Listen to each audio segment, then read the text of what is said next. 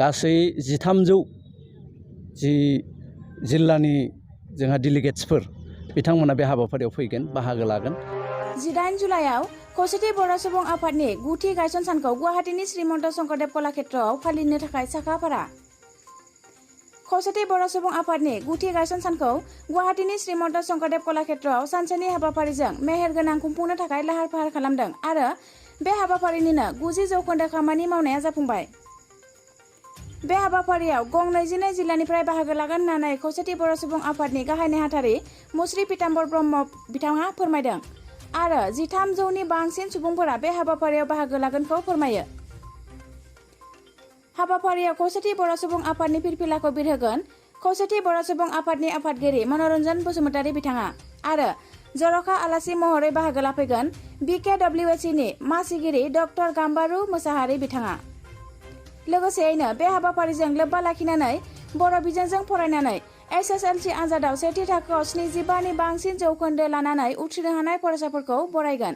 लोगोसे GTVआव DID little master season 5आव गावनि गोख्रों नाजानायजों देरहासार जाबोनो हानाय नबजित नार्जारिखौबो बरायगोन।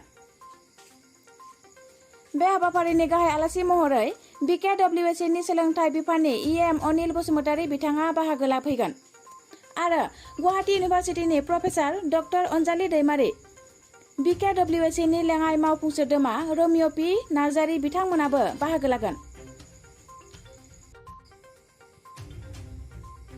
गेवलां मेलाव गाहाय आलासि महरै बर' थुनलाइ आफादनि आफादगिरि तरेन बर' बिथाङा बाहागो लाफैगोन। गेवलां मेलखौ बेखेवगिरि महरै बेखेवगोन BTRनि चिफ प्रमद बर' बिथाङा। लोगोसेयैनो BKWSCनि CM Mahinishwar Basumatary, speaker of Assam legislative एसेम्ब्लिनि बिस्वजित दैमारी आरो डक्टर रनुज पेगु बिथांमोनाबो बाहागो लागोन आरो गोबां माहारि आफादफोर।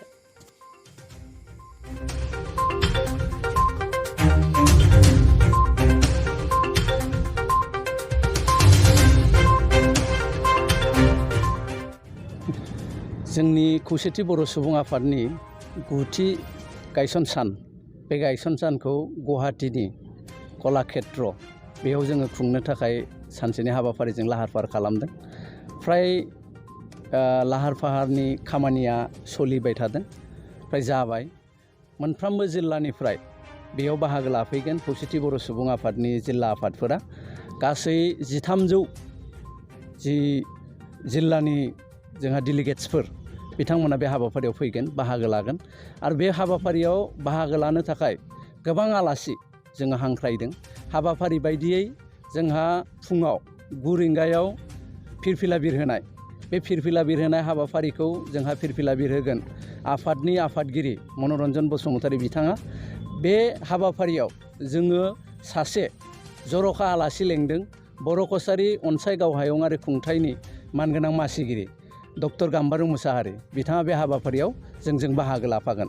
बिनि उनाव 10 रिंगायाव मोनसे जोङो हाबाफारि लादों एबार खौसेथि बर' सुबुं आफादा, जे बर' कछारी अनसाय गावहायुङारि खुंथायनि बेन्दोङाव गोलैनाय गासैबो बर' फरायसाफोरनिफ्राय जोङो गाहायै बर' बिजोंखौ स्पेसियेल केयार लानो थाखाय बर' बिजोंनि 75% एबा बिनि बांसिन नम्बर मोननाय फरायसाफोरखौ जोङो बे हाबाफारियाव बरायगोन।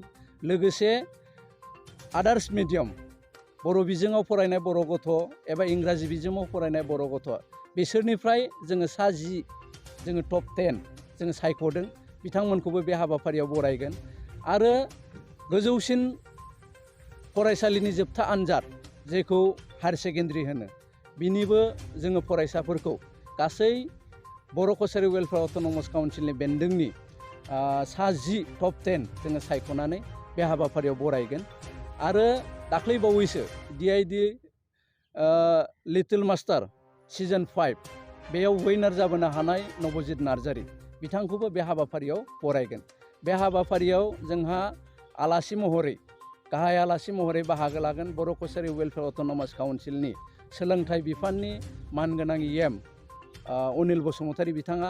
लोगोसे बे हाबाफारियाव आसामनि ADGP मानगोनां बिथांखौ जोङो बुंथिगिरि महरै हांख्रायदों, बिथाङा फैगोन। डक्टर अनजलि दैमारी मानगोनां डिब्रुगड़ इउनिभार्सिटिनि फोरोंगिरि बिथाङा गुवाहाटी इउनिभारसिटिनि फोरोंगिरि बिथाङा जोंजों बे हाबाफारियाव बाहागो लाफैगोन। लोगोसे बेयाव बर' कसारि वेलफेयार अट'नमास काउन्सिलनि लेङाइ गाहाय मावफुं सोद्रोमा रमिय' पि नार्जारि बिथाङा बाहागो लागोन। बिनि उननि हाबाफारि जोङो मोनसे 1 रिंगायाव गेवलां मेल मोनसे जोङो लादों। बे गेवलां मेलाव गाहाय आलासि महरै जोंहा मानगोनां बर' थुनलाइ आफादनि आफादगिरि तरेन बर' बिथाङा गाहाय आलासि महरै बाहागो लाफैगोन। जोंहा जर'खा आलासि महरै बे हाबाफारियाव जोंहा गोबां आलासिफोर दङ। बिनि गेजेराव जोंनि गेवलां मेलखौ बेखेवनो थाखाय बिटिआरनि चिफ मानगोनां प्रमद बर' बिथाङा बाहागो लाफैगोन। जोंहा स्पेसियेल आलासि जोंनिनो बर' कसारि वेलफेयार अट'नमास काउन्सिलनि मानगोनां CEM मिहिनेश्वर बसुमतारी मानगोनां बिथाङाबो थागोन। बिनि अनगायैबो आसामनि स्पिकार मानगोनां बिश्वजित दैमारी आरो डक्टर रनज पेगु आसामनि मन्त्रि बिथांमोनहा बे हाबाफारियाव बाहागो लाफैनायनि जोंनो खोथा होदों। जों खोब आसा थिदों जे एबारनि जि गायसन सान बे गायसन साना सानसेनि हाबाफारिजों 18 जुलाइ खालि गाजा गोमजायै जालांगोन। इतिमध्य जोङो जोंनिफ्राय जोंनि जि साखाफारा जानांगौ बे हाबाफारिखौ जोङो फ्राय मावजोब्बाय।